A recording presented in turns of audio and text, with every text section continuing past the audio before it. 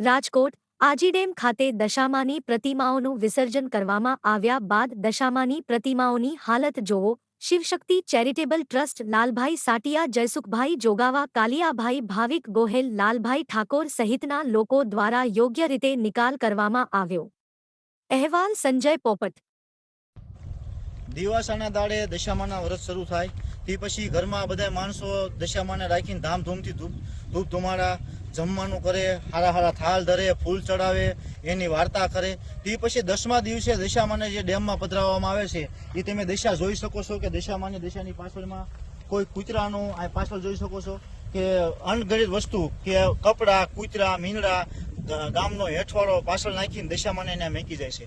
તો દશામાને 10 દિવસ હાંસવા પછી 10મા દિવસે આ રીતે ધર્મનું માતાજીનું કે દશામાં આપણો પાછળના એવું કહે છે કે આપણી દશા વાળે વાર્તાઓમાં આપણે સાંભળ્યું છે. બાકી આખા ડેમમાં પાછળમાં તમે ભાગમાં જોઈ શકો છો. તમે જોવો અહીંયા કઈ રીતે છે.